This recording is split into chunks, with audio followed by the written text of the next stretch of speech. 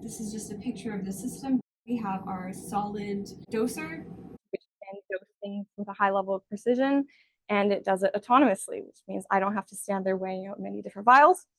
We also have a decapper and recapper system right here, highlighted in orange, which can take the caps off of HPLC vials and put them back on. It's one of my favorite robotic movements to watch, and you'll be able to see it as well. And it involves the component number 3, which is a secondary robotic arm, which is right now used in the recapping and decapping workflow, but also is used to bring vials to our HPLC for data analysis. We have a solvent bank, which can fit up to about 10 solvents right now in varying volumes. We have vial holders, which can fit about 50 vials, HPLC vials in there. We have a temperature-controlled shaker, which can control the stirring rate, as well as how quickly and how slowly things can heat up or cool down, which is very useful when trying to control cooling rate in a crystallization. In previous iterations, we had a stir plate and a centrifuge, but we've since consolidated them into one, which we're bringing back onto the deck. And we also have push filters shown here, just if we want to do solubility measurements.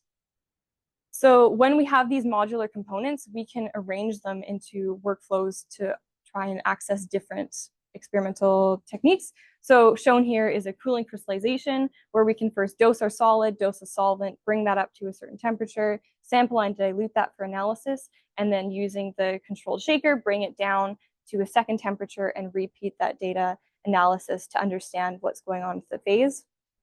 And if we switch up the order of these modules on the deck, we can achieve a solubility measurement by using the push filters, or we can understand the impurity retention mechanism, so how an impurity might be incorporated into a solid mixture by understanding how it reacts when washed with different solvents. If you're interested in that, the previous master's student, Noah, has a whole thesis on that. And now for the fun part, let's watch the robot perform part of this crystallization. I'll be starting it on our Python script.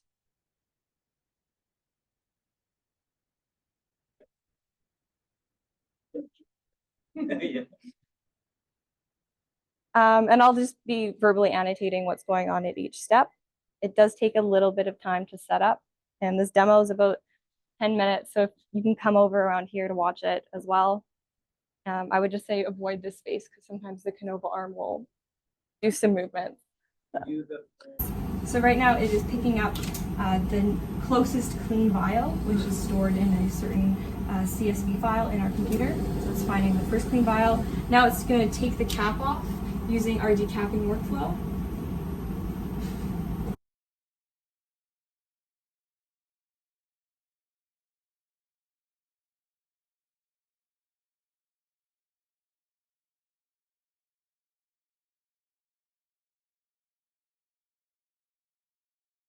Did we need the secondary robotic arm for that?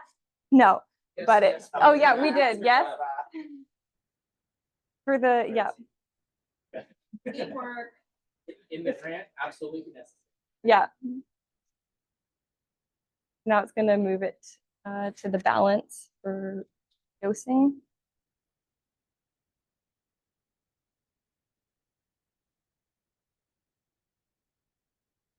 Older.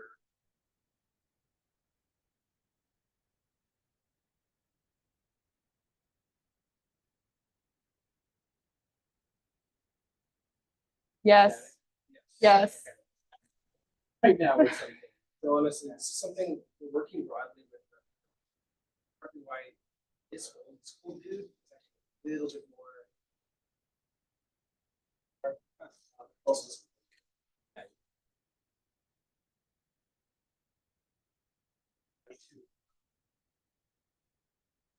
Really old ones.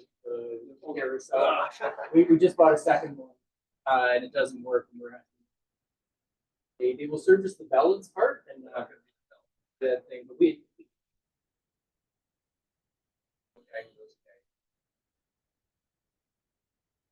So this powder it's dosing is a lovely dry white powder straight from the bottle. It's just pure benzocaine, which I use in most of my solubility experiments. So it has no trouble dosing that, but the second it becomes a little bit sticky, it will just honk out. So we have to think about ways to dose slurries and dose, non-ideal mixtures. I like your homegrown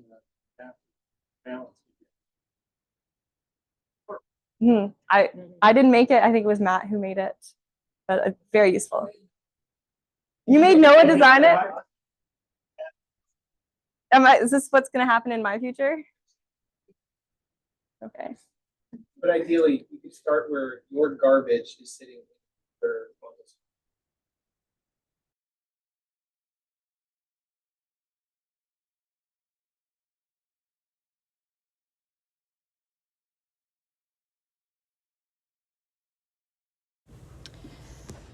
All right, so what we are looking at right now is the robot is going to take out the holder with the empty HPLC vial, which is currently decapped. It's going to replace it on the holder's podium, so to speak, and then step back while the Quantos, the automatic balance, closes its glass door. Once that's complete, it's going to rotate its axes so that it can pick up the vial out of the holder from a vertical position, and then it will place the vial into the decapper so that it can get recapped by the secondary Canova arm. Something that's interesting about our decapper is that it actually has two different stepper motors, so it can rotate around two different axes. So right now we see as it's pinching, that's one of the stepper motors working.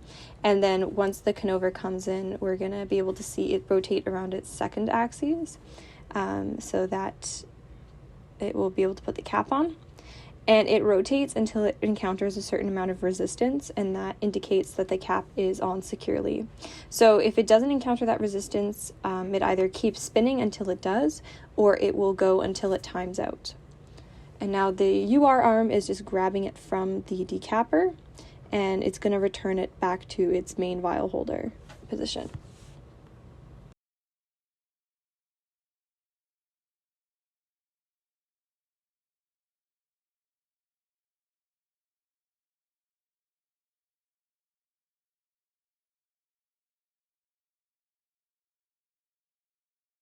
Now it's going to be dosing the solvents. But first it's purging the needle with our backing solvent, THF, to make sure the lines are clear. Where are the masses? The masses are recorded in our Python script. Are they? Okay. Yeah, so right now it's all pre-coded. So I told it to dose 20 grams and it dosed 20 milligrams. It dosed 19.69. That's good. Yeah, it's pretty accurate.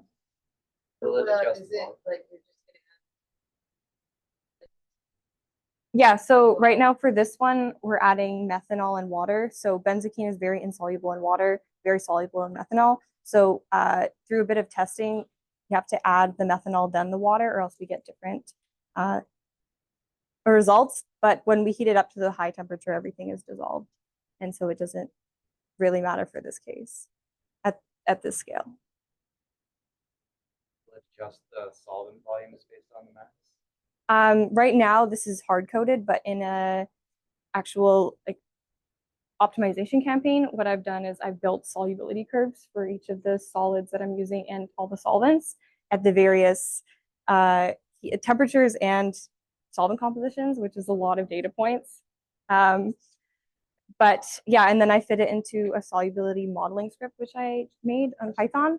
So it will fit it to various different solubility curves. And then based on which one has the highest R squared value, it will choose that one and then use that to model. Okay.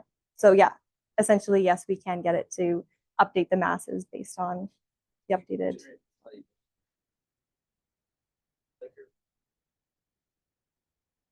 No, I use clean solid, clean solvent, and I use the push filter vials. So I'll bring them up to a temperature and then, actually I don't do it, the robot does it all, which makes it better. And then it will, yeah, heat it up, push it down, like, so filter it and then sample dilute it.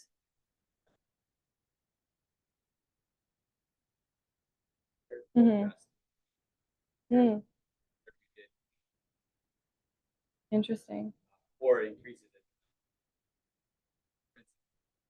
With one product that had alcohol in it, and it was actually with structure until we got it, but that little amount of one equivalent is actually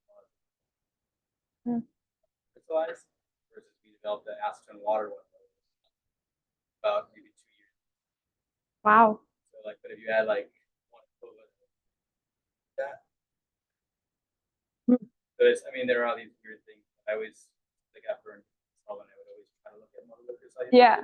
Yeah, for the solubility curve, essentially the goal was to just be able to roughly ballpark how much mass to add at the high temperature. So I'm not like way over where I'll still have solid dissolve, but I'm also not way under such that my yield will be, my reported yield will be messed up.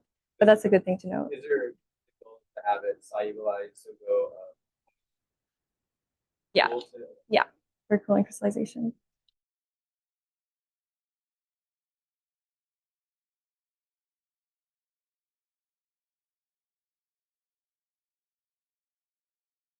So it's going to move it to the shaker and shake up to 37. And while it's doing that, there's nothing to watch. So I'll be talking about past data that I obtained and sort of how we get, choose our inputs and outputs and what data we can get. How we get the target. That's how. Why does it shake when it puts it in? Yep. Go. So we just average. We also just like to see it move a bit more. It's more interesting. Yeah. We have no way of. No, because we have a function where it will reset the shaker to base position. And so, yeah. So now it's going to stir for a couple minutes. And while it does that, I'll just quickly mention our, yes. So that you parallelize work. Put more solid in. Yeah. I have heard that parallelization is very difficult, and I learned Python as of September. So down the line, it would be something interesting to add. But right now, my general workday would be I would set this up and then go home overnight. So for me, right now, it doesn't really matter whether or not it takes 20 minutes to set up a crystallization or like 10. So yeah, but that's a good thing to keep in mind. All right. So I'll just talk about briefly what goes into a crystallization campaign for us right now when I'm trying to optimize that. So for the data that I'll be showing, we had 4 different inputs. All of these are continuous numerical variables. So the temperature difference, the range of temperature we're looking at, the low temperature to which it can cool down all the way to, the solvent ratio between 2 binary solvents, and then the cooling rate, so the rate at which it cools down. And then the outputs we were looking for this crystallization were the yield, the purity, and the impurity rejection. And how we obtain this data is through HPLC. Essentially, what we'll see is we'll see the robot taking a sample at the high temperature, which when it goes through the HPLC, we'll be able to see, this is obviously a beautiful example of just the solution composition at the high temperature. So we see it has about 100 units, but after we cool it down, we'll be able to just look at the solution phase, and then using that and comparing it to what it was at the high temperature, we can infer what the solid phase is. And then using this, we'll be able to understand what our yield is, what our purity is, and how much impurity was rejected from the overall solid. So these are relatively simple calculations. So it's not looking at necessarily the actual crystal structure or like, yeah, polymorphs or anything like that, but it's just sort of a rough idea and sort of a place to start. Yeah, we're not looking at polymorphs at all. We're just sort of like, what is our yield? What is our purity?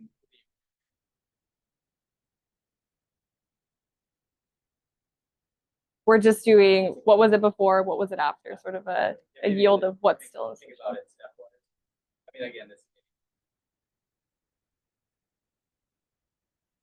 registered linear for that also helps. Mm.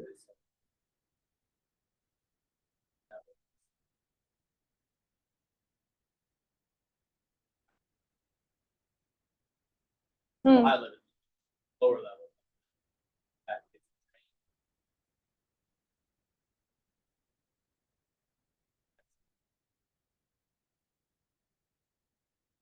Mm-hmm. Show background of it. I see. So like sampling it in multiple different temperatures along the crystallization. There's that actually. So the other one, that's important. The other one I would just. Okay. So that would be the same. At something 0.1%, 0.5%, 2%. Curve or not. Again, it's probably more specific.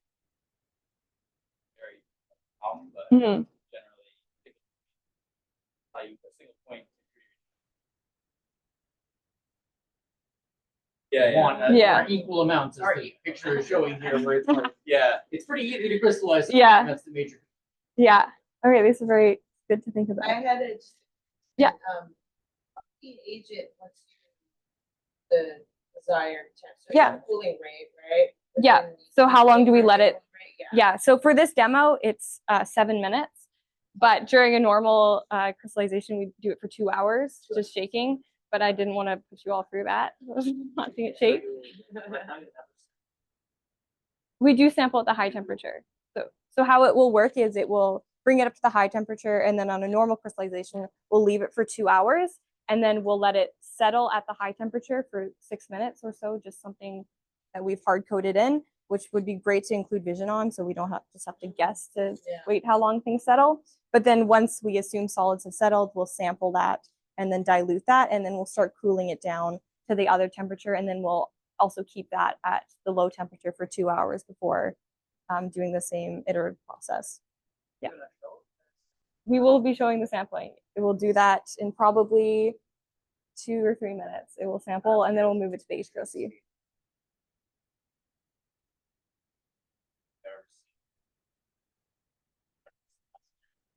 Oh yes.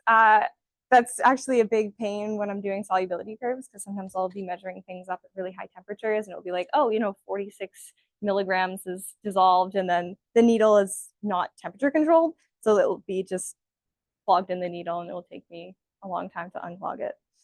Sometimes we've thought about just like dipping it in a hot liquid first, like just solve it For get it some all time. heated up, or cool. Yeah. And then sample, so your That is needle's like smart. kind of free.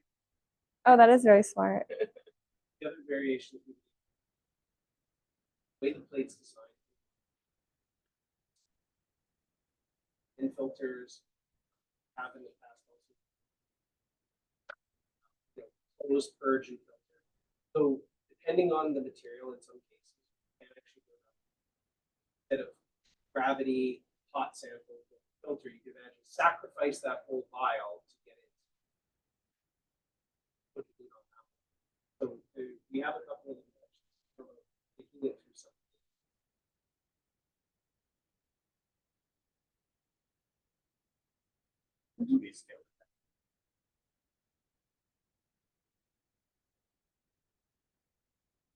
From out. Salt. All good points. So I'll just show some data on the first project that I did.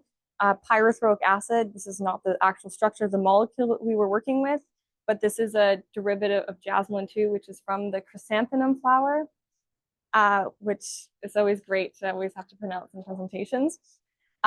And what we were separating was just a minor from a major isomer, and you can see that it is relatively pure to begin with. I might just stop talking while it's doing its thing there.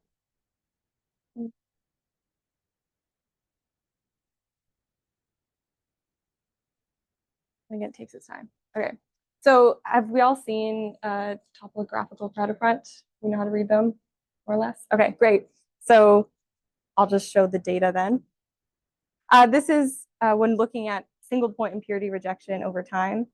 Oh, it's moving.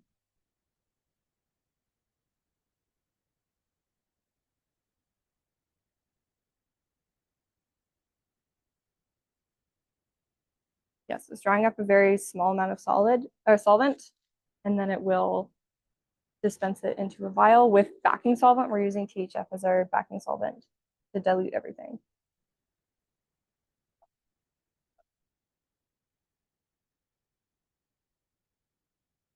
Oh, for this? Yeah, so when it shakes, it stops. We have a function that says reset to base position. So it will always push back this shaker to the back corner. And then and we pre-programmed where it is. Yeah, there's some little notches here.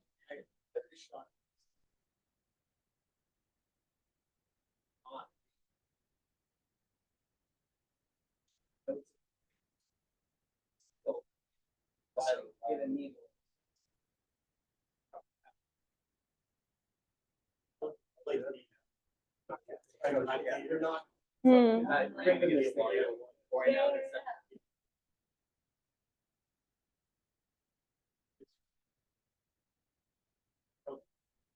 You can actually stand what happens. Well, we don't do it. They do it.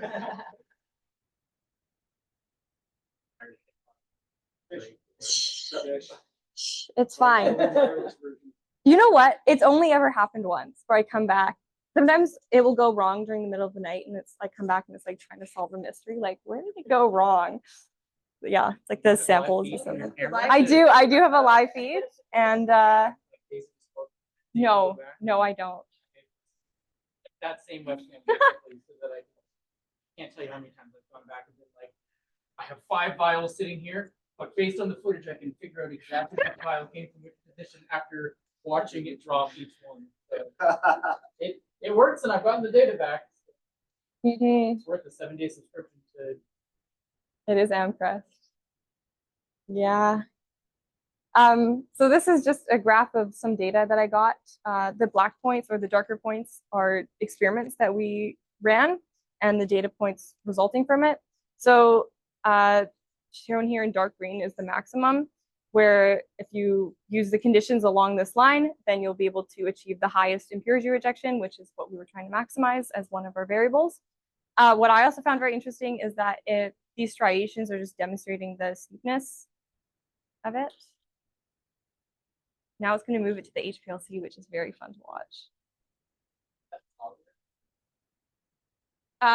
We're using Axe through Meta. It's like open source Bayesian optimization software. So it's not necessarily designed for chemistry, but it's free. So that's what we're using at first.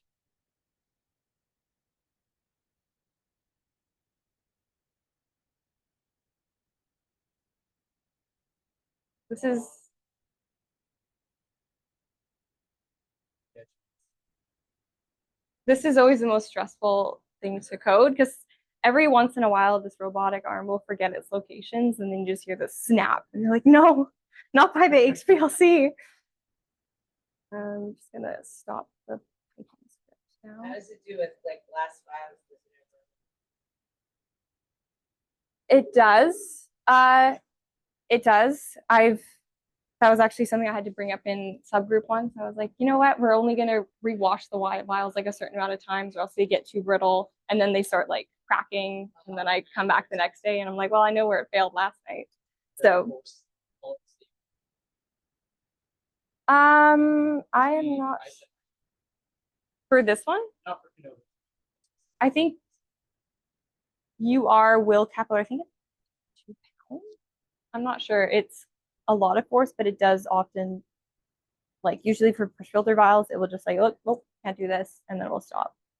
But yeah, I think we do need a lot of force for when we're pushing down the vials, but then it gets a bit too much, and then we'll have a protected stop on it. Mm-hmm. Because it doesn't. If you're picking up something solid, like we're exploring with having mobile stuff on deck, so especially within range of an arm.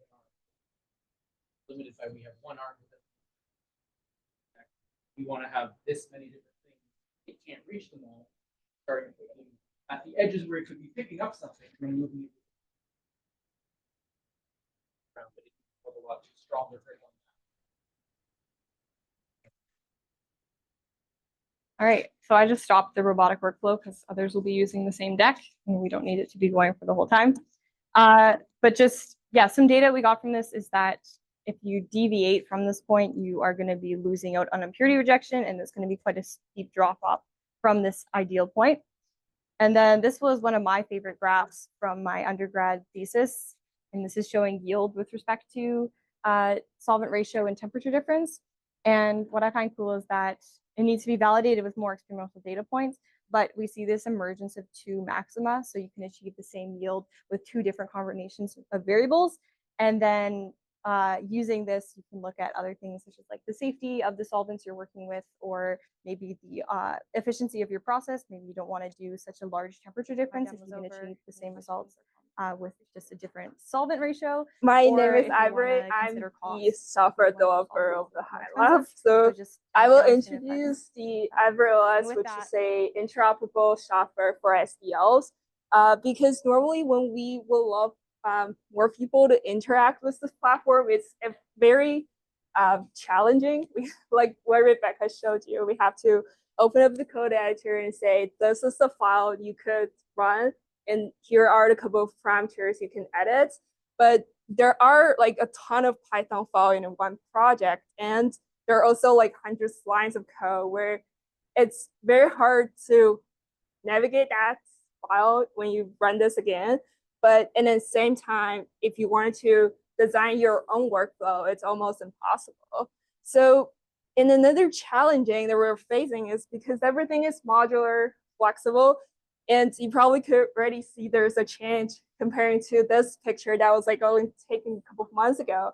So in this case, we're having a hardware upgrade, but there could be like many other reasons that caused us hardware swap. So here we're trying to propose this like dynamic function inspection approach, where we look at the current Python scripts and then find what are the current modules being initialized, and then update the function panel accordingly by just inspecting what are the functions, what are their parameters that you need for the inputs.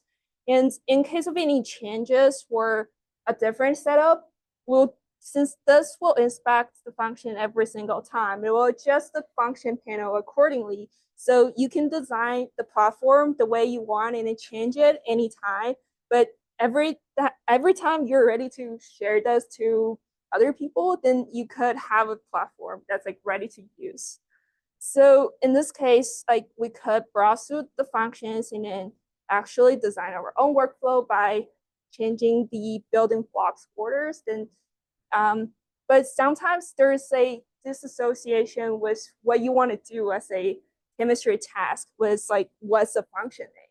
So we introduce like the use of AI. So for example, I want to mix my sample, and since we already inspect the functions, we could do, for example, add solid, add liquid, and shake. And we're gonna ask the large language model, so help me identify the most appropriate function to use, and then write me the Python code. So in this case, well, it's pretty obvious that it's a shake function, but when it's getting more complicated, there's more function to use, it's getting more handy. So, so for example, you can actually design with natural language, then have it converted to your actual workflow in the Canvas. So for control, we have like simple, just like repeat or run this experiment where we have high throughput configurations. And for the actual self-driving part, we're using the X platform as the backend because, well, this is swappable in the future, but for now it's good for Rebecca's experiment. So we're just keep this for now. So in this case, like the SDL function, they can change. You can have your own way of programming this, but the general user experience of controlling this robot, it's the same. So I will show you a quick demo. So,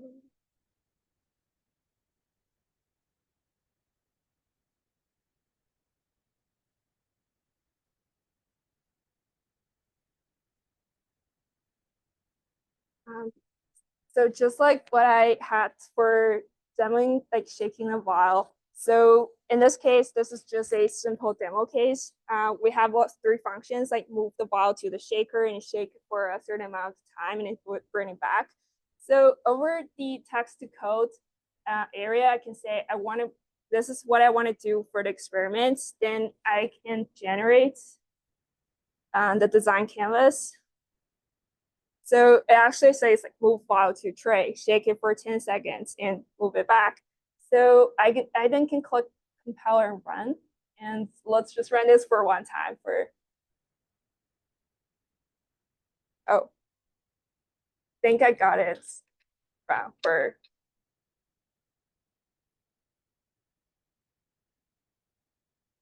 yeah, it should be branded to the shaker.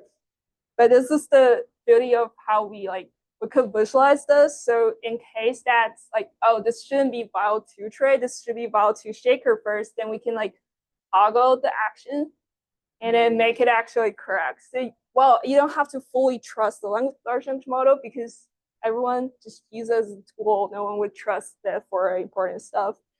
So like when it comes to like the actual experiments, we could do like, so for example, in a cooling crystallization, we could design this experiment in a like natural language way. Then we could say, oh, this is too tiny to see, but it's like the temperature difference being 35, low temperature is 12. We can describe this experiment and have it to generate a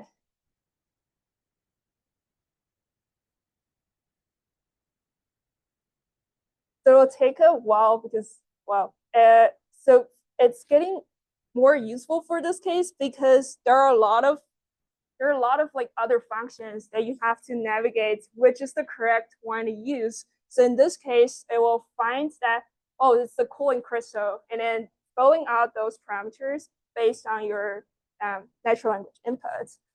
So in this case, we could actually rerun Rebecca's workflow by just saying like, oh, run this one more time, and it should be ready to go, picking up the available file. This is the same workflow for what Rebecca showed.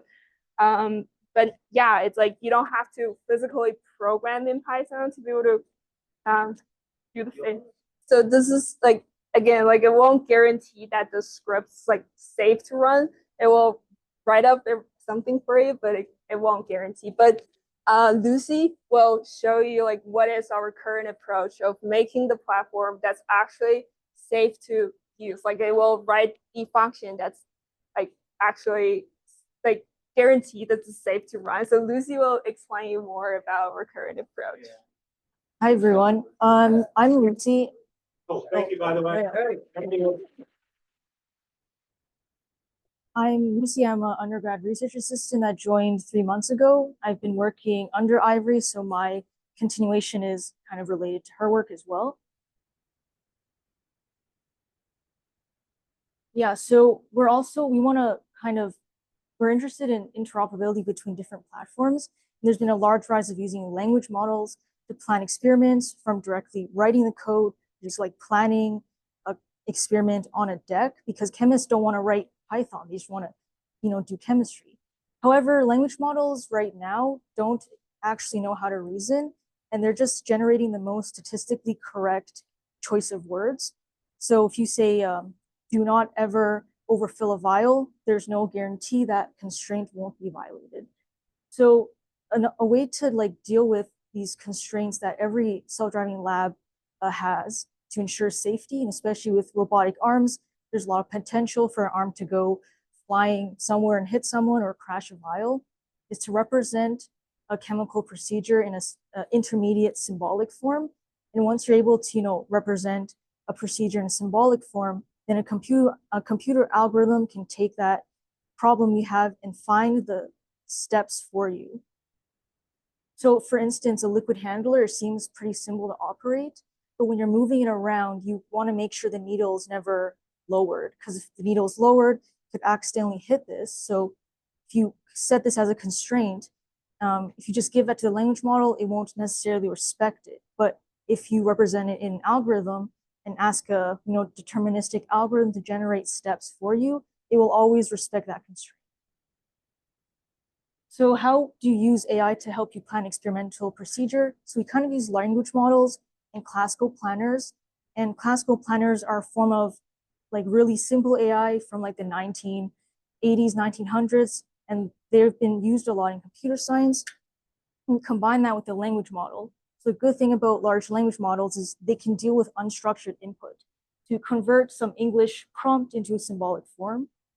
And the symbolic form is something like this predicate, and a predicate is like a declarative way of saying something you want. So it says liquid added to glassware, but you don't specify how this is achieved. And that is what's accomplished by the classical planner, which then returns a sequence of steps. And then we can turn those steps into any programming language and into any sort of lower level functions. So in this case, a lot of the self-driving labs here use Python, and we can then generate Python code from whatever the planner gives you. So you see from this simple predicate, there's actually a few steps you have to take to end up with a vial with liquid. So this is like kind of another like way to look at it, is that you have this task, the language model changes it into a predicate, and then these are all the constraints a liquid handler or liquid handling must follow. So for instance, it needs to be held by the arm to dose. You don't want it dosing like out of nowhere. You can only move it when the needle's retracted. You should only dose the proper solvent. So you're able to represent like the state of the liquid handler, like what type of chemical does it have? Does it even have enough chemical? And finally, there's other constraints like vials. You should never overfill a vial. So then taking these constraints, the planner will then generate these explicit actions. And there's a lot of things to check, but if you let a computer algorithm handle this, you don't have to think about, is the handler moving safely? Is the handler even filled? We'll make sure the handler doesn't overfill the vial. And that's the good thing about computer algorithms. They're good at following rules, but we have to be able to turn a chemical procedure into a symbolic format so that the computer can apply like rules. So how can this like increase interoperability? So we only need to develop these lower level Python functions once. And because there's like a lower level and a higher level, the higher level actions can remain the same and can swap out different pieces of hardware as long as the Python implementation exists for them. So for instance, our deck has 2 different arms, but they all follow a similar way of moving around. They might have different joints, but all of that logic would be in the Python code. And then we have 3 different liquid handlers here. All these handlers all have a needle that have to be in a safe position before moving. And then how that safe position is actually achieved would be in the low level of Python. So I'm just going to do a demo where I'll generate a program from a prompt, and then I'll just run that on this deck. It'll be a really simple demo. It's just a file filling. So I generate the program on my computer here.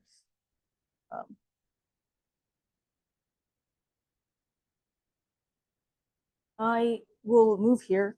I don't know if it's, I guess, yeah, there's 2 screens. Yeah. Okay. So I'm going to copy this prompt right here, and it's going to output the Python script in a file called experiment demo August 5th.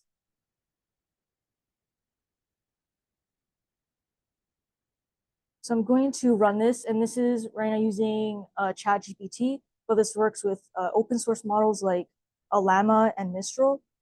So I'll paste in the prompt, and there's a few like different prompts it goes through. It's an iterative process, and you can see it picks this prompt, which is correct. But there's another prompt step where it will evaluate these predicates with a different model. So you can combine different language models to evaluate this symbolic form that's outputted. So first it's generated what it thinks is a good set of predicates for this task. And the second prompt decided that this predicate is the correct one. And then we can see this is the classical planner now of finding the actions, and all these steps are the explicit actions. I should have figured out how to zoom in, but we can see that there's a lot of these actions that are like moving the arm around, picking things up, drawing liquid, retracting the handler, that have to occur before you end up with a vial that has filled liquid. And now I'll just run it on this deck. So I'll have to go to this computer to run it. So this was the same script as that one. And another added bonus is that because we change it to a symbolic form, the symbolic form is deterministic. So even if the original prompt was set in a different way, when you end up at the same symbolic form, the computer algorithm will generate the same thing always. I think the handler has to be. So this handler won't actually be dosing anything because we have another demo after that will actually dose it. Yeah, so it's obviously ongoing, and there's the reliability of the hardware plays a huge part because this robot is a little shaky. Little differences in the location can make things not fit perfectly together, and a lot of chemical equipment have such precise locations. that's like another area of research that should be, found and applied in self-driving labs. That is the end of my demo. I hope I didn't scare everyone, but yeah, if you have any questions.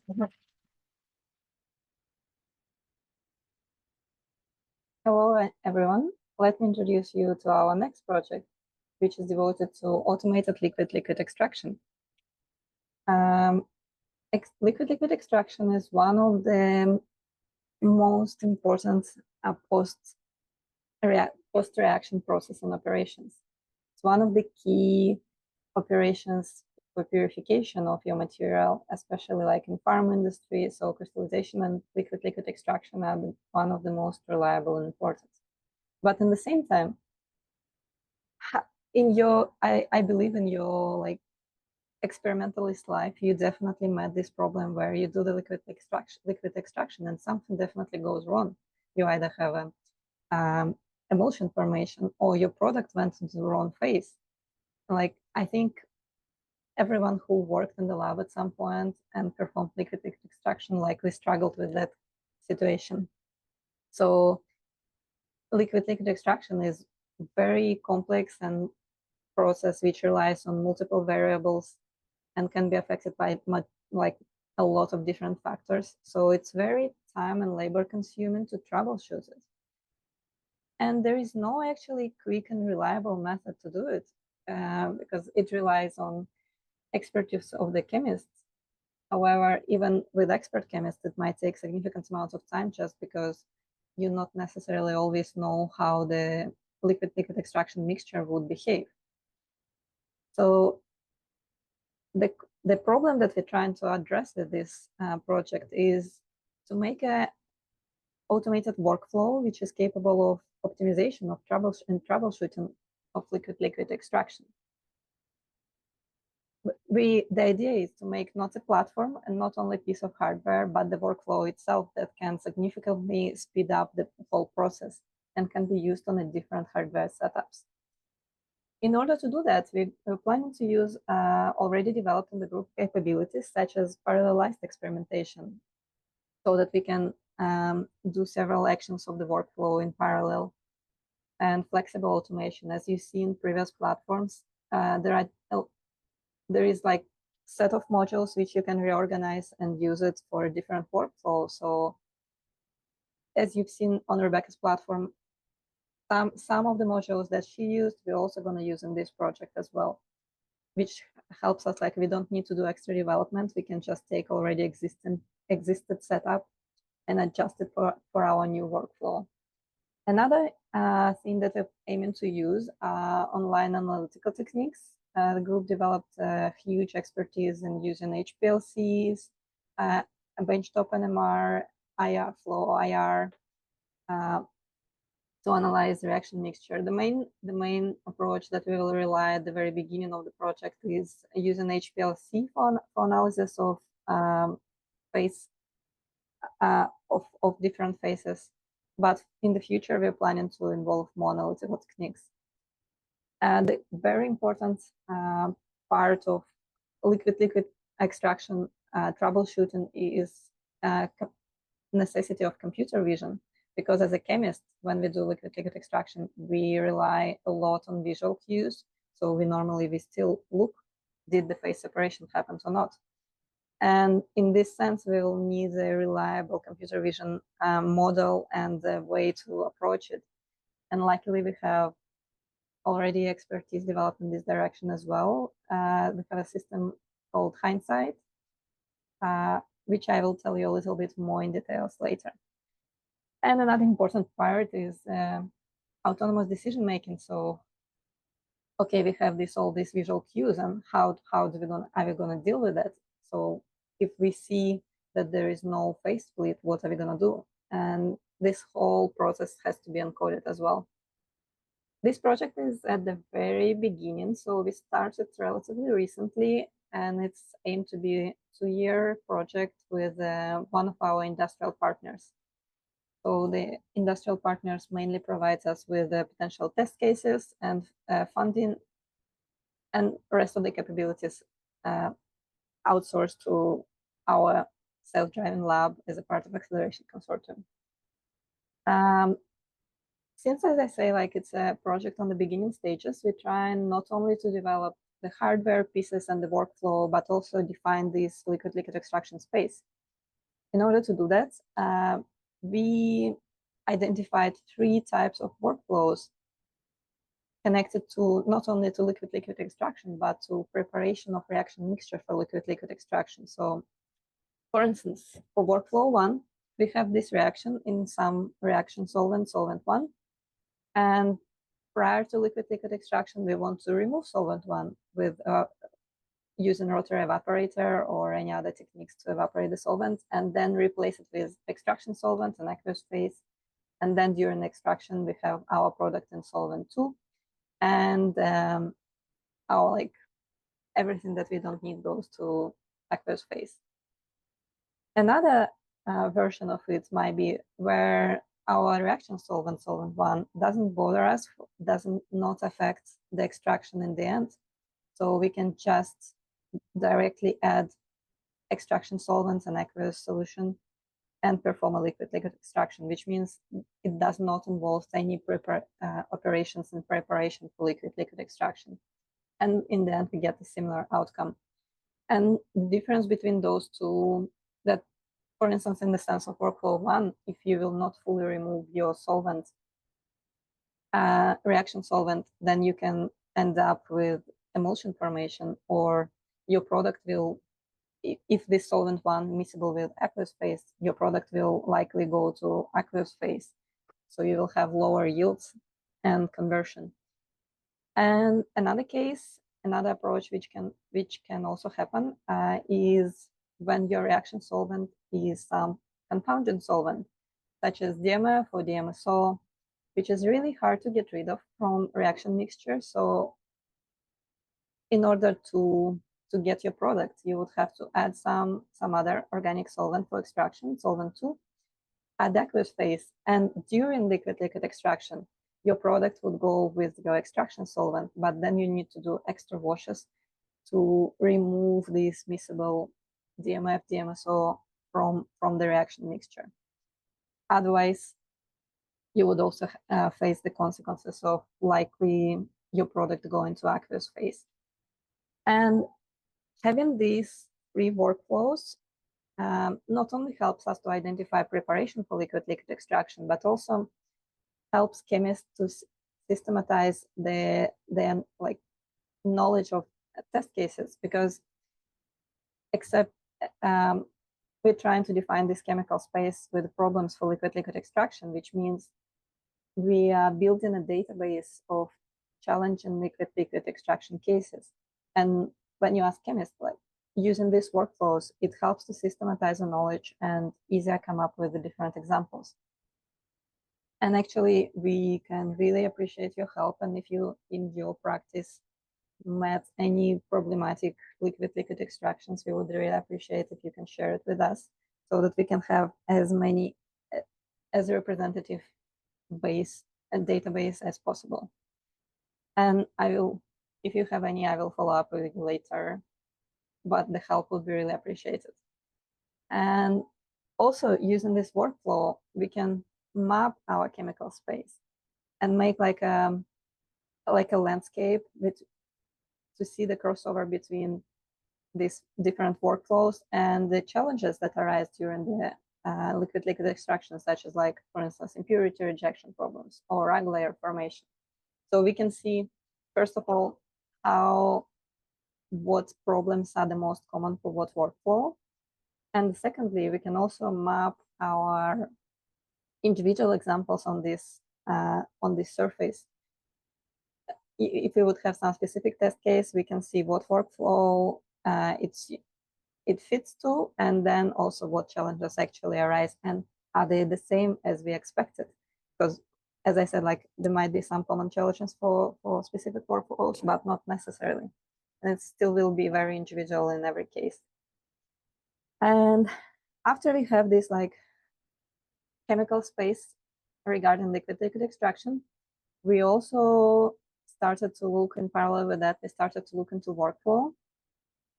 And this is the current workflow that we're aiming to use. It's based on the existing workflow from our industry partners.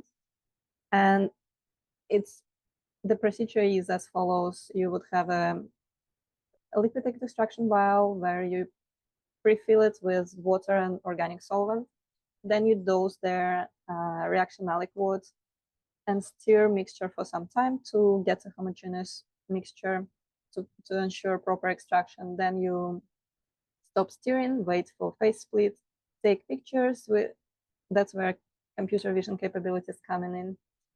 In the meantime, in parallel, you can pre-weight smaller vial and charge it with internal standard, because we're planning to use internal standard to ensure that the results of our HPLC analysis are correct. So we have vials, we pre-weight their internal standard, and we add but liquid extraction aliquots from organic and from aqueous phase into separate vials. And then we weight vials again to measure density of the liquid in there. And after that, we can dilute aliquots and analyze it with HPLC to see what's the composition, where is the product, where are the impurities. And to start with, we decided to start with one of the test examples that we came up ourselves, which is relatively simple amine group protection. But at the same time, the issue here that might be that the product could be soluble in both phases. So we need to carefully monitor and actually optimize liquid extraction process to ensure that the product, full recovery of the product. And on this moment, let me show you a little demo on this RoboDeck. So as I said, the project is at the very beginning, so it won't be the full workflow, but it's one sample on how it could be done, what operations and how we can execute at the moment. Yeah, first of all, we will just start the script. And the idea, we have already in the vial these two phases, aqueous and organic, and we stir it for some time. In the meantime, we can see how our liquid handler is priming the lines to ensure that all the lines are clean and ready to go. We use this mobile liquid handler called Salsa, which is very convenient in a sense. That's like a very important capability that we're gonna use, that since it's so mobile, we can adjust height, how deep it goes into reaction vial. So we can sample each phase individually. We can get sample from aqueous phase and we can get sample from organic phase. And yeah, so once phases are separated, that's what we do. And each sample we move to a smaller vial for HPLC. Interestingly enough, this liquid handler is already diluting, like once before it takes a sample, it fills the syringe with backing solvent, which is our HPLC solvent, and then it withdraws the sample from the vial, which means sample will be already diluted for HPLC and there is no need for any extra step. Right now, this procedure is fairly simplified, and of course, a bit later when it will be like executing as a part of workflow, we will also encompass cleaning procedure between steps to clean the needle, because yes, of course, we foresee that there might be some contamination when you sample different phases. And after samples are prepped, a robot can move them into HPLC and then start HPLC run, and later with the previously developed Python script, we can gather all the HPLC data, retention time, peak area, and based on that, make conclusions on how well did our extraction go. And another important part that I wanted to tell you about is computer vision. I will not show you setup today, but we have a talk as a part of the conference, and you can get more information about it there. But in the group, we previously already developed a computer vision setup, which was tested for liquid extraction cases. It is capable of analyzing up to 12 samples in parallel. We are not sure at this moment that as a part of our workflow, we will need to analyze multiple samples at once, because we also rely on HPLC, and HPLC can process only one sample, and it takes a few times, so likely we not even need the capability of checking different vessels at the same time. However, it's nice to have, and if we'll also make any changes to our workflow, it can be used later. The benefit here is that except analyzing different vessels, we can also look into different visual cues. We can check turbidity, we can check is the phase homogeneous, heterogeneous, is there any precipitates or anything. And important here is to have even lightning, which will be a challenge, but we're looking to address it further developing the platform. And yeah, as I said, like more details on that you can find in one of our talks during the conference. And let me know if you have any questions. And I think that's the end for this project for now. This is the current state where we're at, and we're aiming for more development in the future. So probably our next meetings, I can give you more updates on that. Thank you.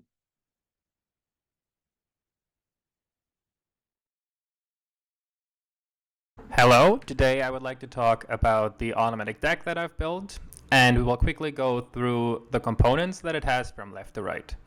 On the left side we can see a custom built liquid handler. It was a 3D printer before, and we customized it to be one of our pipetting tools.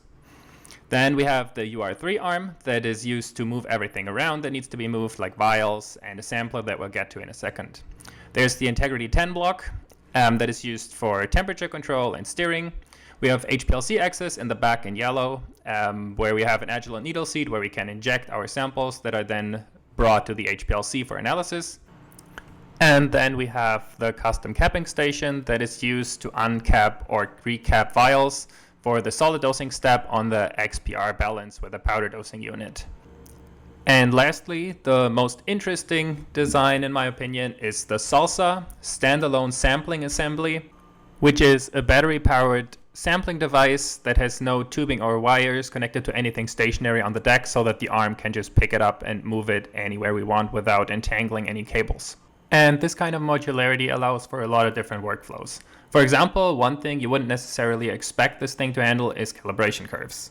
But since calibration curves are just a matter of portion-wise addition and sampling multiple times to get replicates for each concentrations, this deck can create these calibration curves with a high accuracy. And I want to highlight this accuracy with the figure on the right here, where we can see I ran 2 reactions. Whatever this reaction is, I will show you guys later. I ran the reaction twice with the same concentration, same everything, and you can see that the 2 time curves that I got for the starting material in blue and the product in green overlap really nicely. So I use these customizable workflows and the high accuracy data and the high data rate that I get to get kinetic data curves for the reaction that I run. However, what makes this deck really interesting is the fact that we can do conditional workflows. And by that, I mean the ability to run reactions that we have not anticipated in the first place. A simple example would be if we observe a really low order in catalyst, like 0 order, the system can recognize that as something that is unusual and just go back to the original procedure and keep lowering the catalyst concentration until you find the point where the catalyst actually shows the expected order of 1. And we use this ability of conditional workflows to do accelerated stress testing. First of all, what exactly is stress testing? It's about finding the worst performance for a certain reaction. So screening the entire hypersurface for all the points that a reaction can break. That is very different from a normal optimization where you also screen the hypersurface, but you're just looking for the one best point. Here with the stress testing, you have to find all points where the system breaks. Because otherwise, yeah, you avoided catalyst deactivation, but your reactor blew up because there was an exothermic side reaction, which is obviously not what we want. So the stress testing is about telling you how bad can it get before your entire reaction system breaks.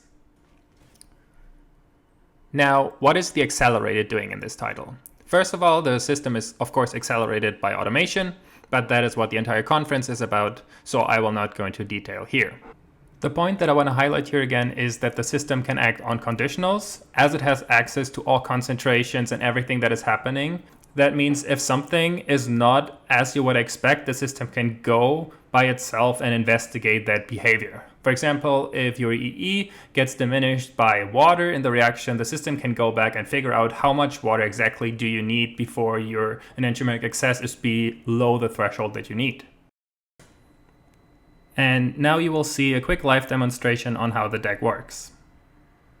And the idea is that it can kind of mimic what a chemist would do, like a kineticist, how you would perform the different reactions. For example, right now it will add the last chemical to the reaction that will start it. We'll also get into what the chemistry is, but it's more focused on the deck here. We'll add the last chemical that will start the reaction. And how a chemist would do it, a chemist would take the chemical, chuck it in, and then just sample as fast as possible to get like a time zero. And that is also what this deck is going to do here in some form. The delay here is about 30 seconds, what you will see, which is totally fine because the total reaction goes for 5 to 6 hours currently, so that doesn't need to be more optimized. Right now, the liquid handler has aspirated the chemical to start the reaction with, and it's now going to inject that last chemical. Before we inject it, we're going to get the sampling device, the salsa, here with a robotic arm, and move it over to the vial so that we don't waste any time on that step after we started the reaction. Now the needle went down and it is injecting the chemical to start the reaction with. What you're going to see then is that after the needle comes up, the liquid handler will move to the side just a tiny bit, not all the way, so that it can hold down the vial. Because if the needle on the salsa pierces the septum on the vial and there's nothing to hold the vial down, the salsa will just pull the entire vial up and that would crash the system.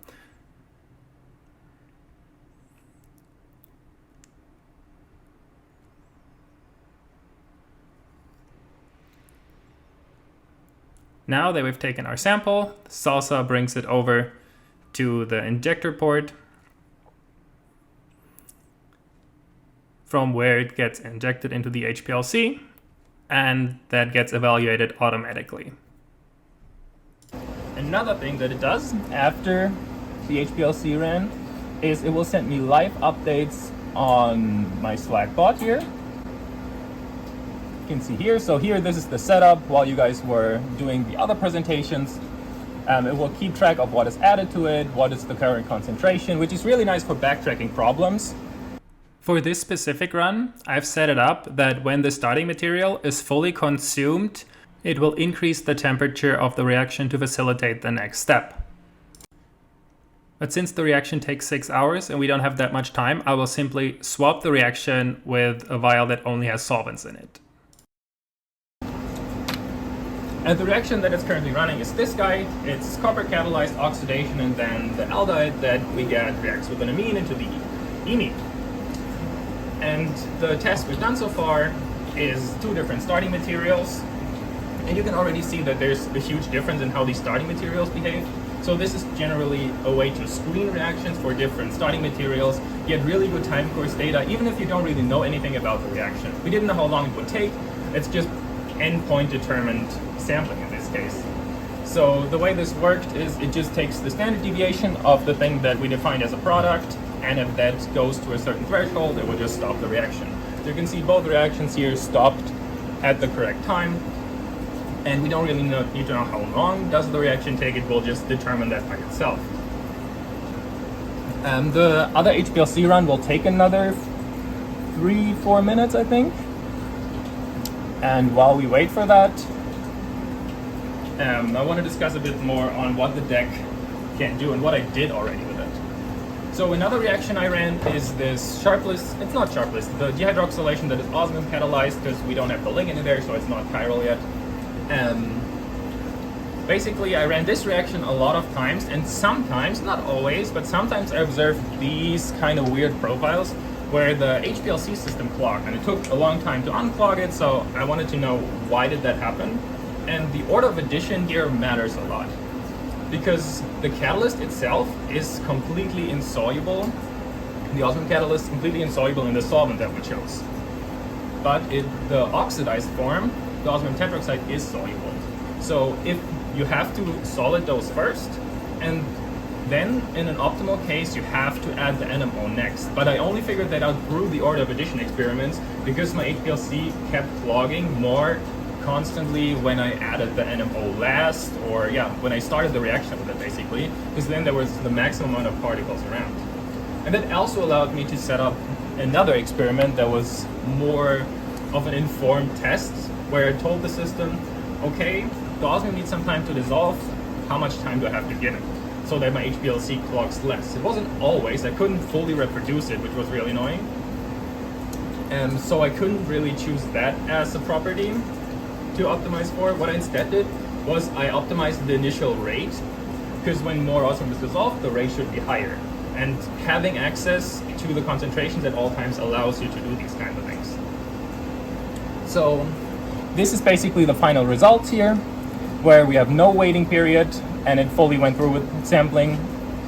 And here, around 2000 seconds, it maximized the rate that you can see here. It just compared the first point to, I think, the fifth is what I chose, and I just wanted to know, like, where does it maximize? Where do I don't get any more benefit from waiting longer?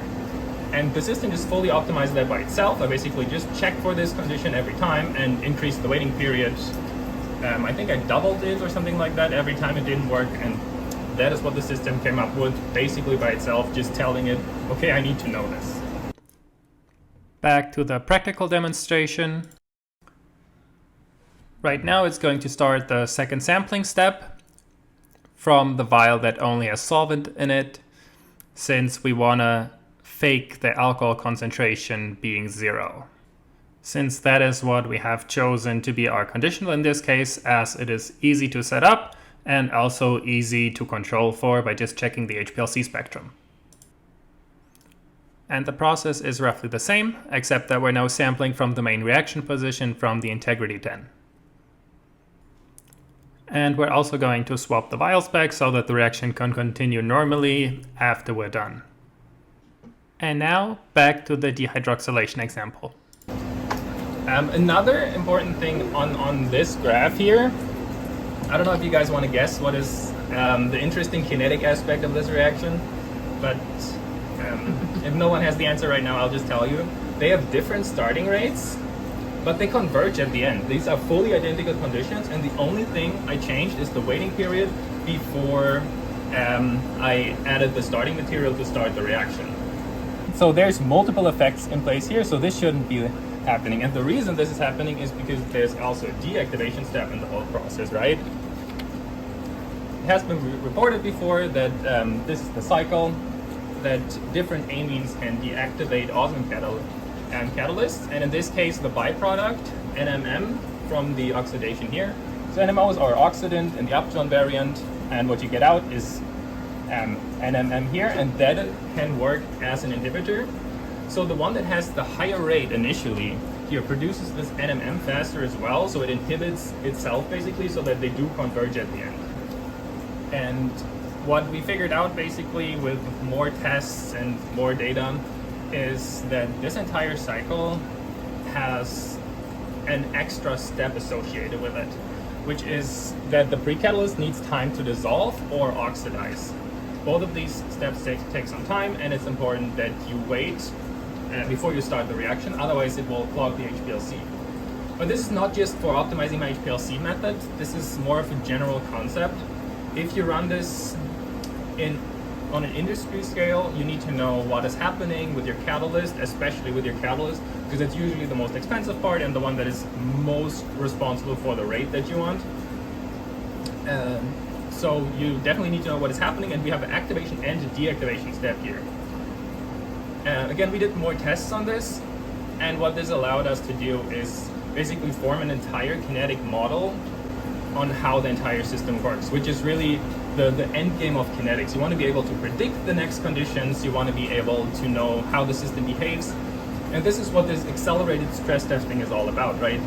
That you can find the points where it doesn't work anymore, and you can basically not optimize for them, but if you know where they are, like you need to know where they are to avoid them. It's not that we optimize towards them, but away from them, and make sure that everything's still stable. And to do this, the best case is you have a full kinetic model for this, because you can just punch in your different concentrations for your starting materials, and what it will give you is, okay, this will work, this will not work, this is the yield you can expect. And another thing it allows you to do is to make sure that the process is working as you expect every time, even if you change something. So you can just sample like 3-4 times, and if the concentrations you observe roughly match the kinetic model, you know that everything's going great and you don't have to worry about this charge. So it's also a form of process control here, just by making sure that we don't hit these points where the system dies down or the catalyst is fully deactivated, that kind of thing. And these are basically my modeling results here. Just by adding the solubility step and the deactivation step, you can see that the fit here significantly improves. And now the question is, how do you actually build these kinds of models? You need full knowledge of a modeling software, which you can either pay a lot of money for in form of DynoChem, or you can go the Copassi route, which is open source, which is what I chose, but it's really hard to set up. If you try to set up this one, like you need to move the files in the correct position, you need to type out everything you want to know in very specific ways. And basically what I did is figure out a way here to make this a lot easier, and I put this whole thing into a GUI, graphical user interface, for chemists to use. And what it does is, first of all, it can just read out your mechanism from ChemDraw. You don't need to type it out. If you have it drawn, you can just drag and drop there. It will auto-populate your reactions, which is really nice. And the other thing is it just optimizes the K values for you. So just drag and drop your CSV files here, and you will tell it, tell me what are my K values, and it will find the best possible fit for you. So this is as simplistic as I could make it. Drag and drop your reaction, give it the data, hit go. And again, I hope that other people will start to use this GUI that I will publish later. I will also make my poster about this. If you feel like checking out the poster session, come by. I will talk more about that there. One of the nice advantages of automating these kind of things is that it's fairly easy to implement them into other automated workflows. In terms of this deck, that means that we can now automatically model a certain reaction without any human intervention, which will eventually lead to automatic/autonomous mechanism generation, including site reactions, activation, deactivation processes. And these are exactly the kind of behaviors that you want to recognize with the accelerated stress testing. Right now, the HPLC run has finished, so if everything worked, we should not observe any alcohol concentration, which should in turn lead to an increase of the temperature, just so that we have a feedback implemented here. And if we scroll down here to the newest data, we can see that the integrated range is 0, and the integrity has indeed set the temperature to 40 degrees, so everything still works. So thank you all for coming, and have a nice day. Hi everyone, I'm Sarah Guzman. I'm a third-year graduate student at the Hein Lab. I do reaction monitoring by NMR, and I'm focusing on palladium catalyzed coupling reactions, and I'm trying to look more into palladium speciation by this technique. Yeah, and hi everyone, I'm Isabel, also a third-year grad student here at the Hein Lab, and I focus more on looking at the palladium catalyst speciation by online HPLC MS instead, and I also do some mechanistic elucidation work here. And so here in this room, we're going to show you a little bit of the tools we use to do reaction monitoring and the sorts of data we can acquire from these systems. And so the case study we're going to present here is on a biphasic Suzuki-Miura coupling reaction. And for this reaction, our lab developed a biphasic sampling system to attach to our DILC system for online HPLC sampling. And so these tools allow us to do things like dynamic parameter scanning. And so here what I'm showing you now is an animation of the scheme on the previous slide, which is showing how this biphasic sampling system works. And so what we have at the top left is a reaction flask containing your biphasic solution, and leading from that are two outlines, each with a different filter, which allows us to select for the phase that we want to sample. And those two lines go into a solenoid valve, which is what we use to select the phase that we want to sample, and this can be controlled by Python. And so the next module here is a VaporTech pump, which is what pumps the reaction solution through to our first valve here, first Vicky valve, which we call our sampling valve. And so on this valve we have a sample loop which takes an aliquot of the phase of the solution that is flowing through this valve. And using a push solvent of your choice, we can push that reaction aliquot on towards our second valve through a dynamic mixer. And the second valve is what we call an HPLC injection valve. And this valve is directly in line with the HPLC, and again on it we have a sample loop which takes an aliquot of the diluted reaction sample with your push solvent and delivers that directly onto the HPLC, which accomplishes our online sampling of the biphasic reaction solution. And so basically a big part of this system is basically the DILC system that is now commercially available. I'll let you have a minute to just go through the animation yourself, as that might be easier to understand in this case.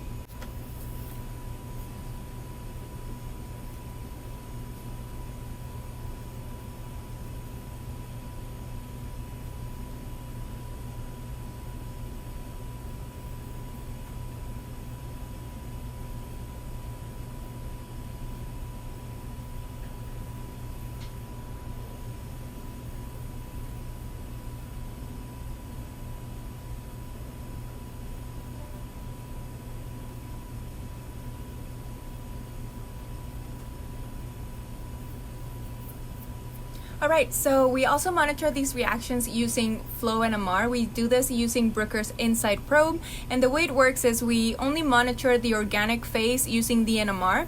We're able to sample only the organic and avoid the aqueous by using an extra valve that switches when we sample the aqueous to the HPLC.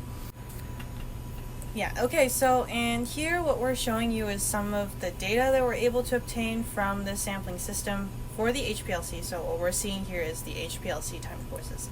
And as you can see, we can monitor components in both the organic phase and the aqueous phase, in which we're able to detect the boronate versus the boronic acid.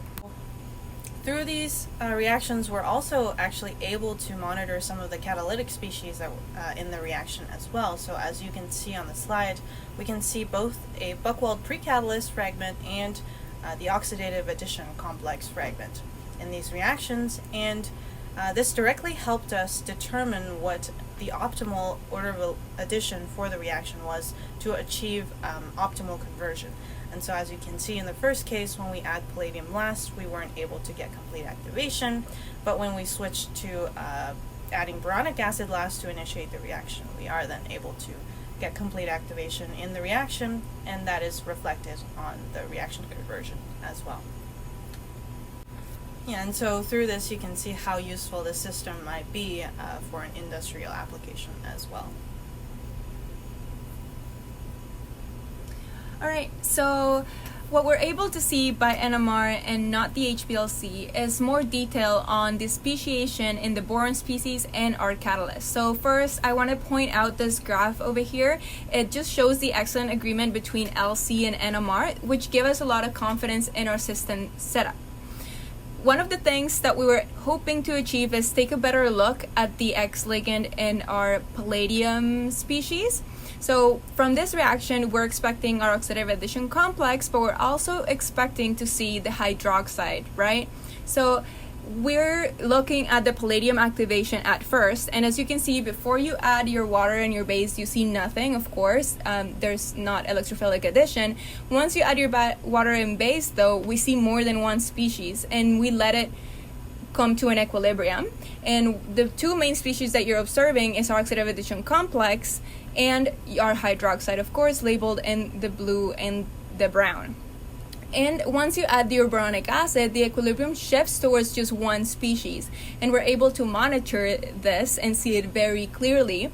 Another thing that popped up in these reactions is that you see more than just these two species, and that's because we know that palladium 0 and palladium 2 can produce these palladium 1 dimers, and we're trying to see if we can figure out their role in catalysis, as well as other side reactions which products we're able to see via NMR and HPLC.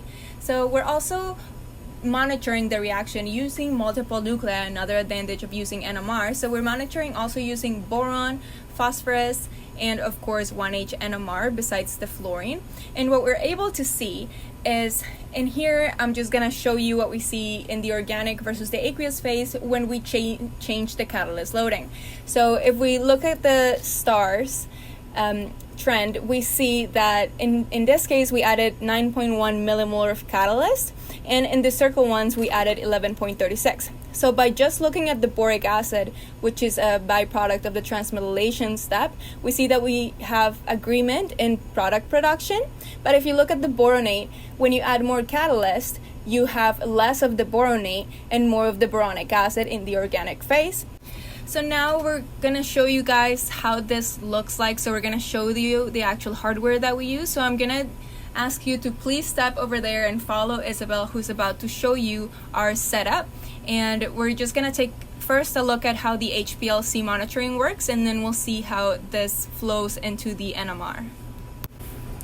Yeah, so here what you can see is our reaction solution on an EasyMax reactor. And this system allows us to change the temperature, the stirring very easily, and can be remote controlled, which again is very useful for processes that we want to monitor, and enables dynamic parameter scanning. And so what you can see here right now is that the reaction is actually sampling the aqueous phase through the lines. As you can see, the lines are clear through the solenoid valve, which is the aqueous phase, whereas if you look at the NMR flow cell, as you can see, the solution in there is colored, which is the organic phase. So while the aqueous phase is being sampled by the HPLC, we can still sample the organic phase by NMR. Yeah, so here we're going to do a bit of an interesting thing where we're going to switch the phase by switching the solenoid valve position. And after we switch that position, you're going to be able to see the organic phase coming through the lines again. As you can see in this NMR tube, we have it pre-filled with the aqueous solution, and now we're going to fill it with some of the organic solution.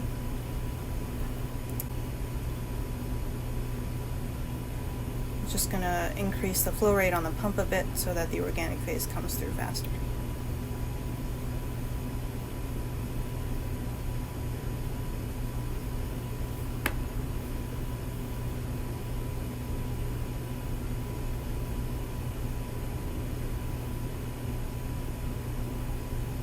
Yeah, and so you can see the droplets are getting colored now, which means the organic phase is coming back through the circulation. And so now we're going to fill the NMR tube with the organic solution.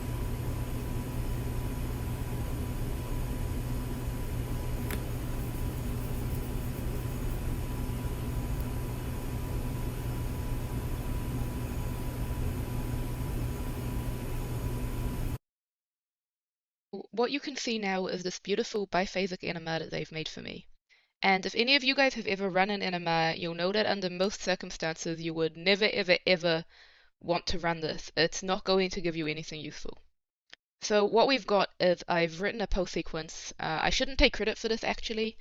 This idea has been known for a while, but it's not yet particularly prevalent outside of NMR circles. But the way this works is the same way that an MRI can track different parts of your body. We can also selectively watch only this part of the tube or only this part of the tube. So that's what I'm going to show you guys right now. I'll just put the sample in the magnet and then I'm going to walk over to the computer so we can see what it looks like when it runs. This is where I am now. So put that in the magnet, and I run a regular spectrum of it. This should take about 5 seconds or so. And what you will see is the spectrum is going to look not great. So yeah, that's what it looks like, right? The shimming is terrible. The spectrum is terrible. You're not really getting anything particularly useful out of it. But what I can then do is I'm going to set up a new experiment. And I'm going to run this guy. And what this does is it looks at the top and then it looks at the bottom. And again, this should take me about 10 seconds for the whole thing. You can see that's one up on screen now. I will point out that this is proton NMR and this is not deuterated solvent, so most of what we're going to see in these spectra is mostly just solvent. And you can see here are the 2 different SIDs that I've generated. So I can split those up in top spin, or if you open this in Mr. Nova or something, it will automatically generate a stacked spectrum of the 2 of them sitting on top of each other. So if we now look at the spectra that I've taken, we just need to phase correct that. And you can see much more nicely, we've got here our water peak that's split up into a few different phases, but we can also see down here a few other signals coming through. And again, once I phase correct that, we can see here, we can see the aromatic ring region that's starting to come in, and we can see all of this multiplicity coming in, all of which was completely lost before. So the only mild sacrifice is that we're only looking at a small slice of the NMR, so we are losing a bit of sensitivity. But on the other hand, in 10 seconds, I've now been able to sample both bits of the tube.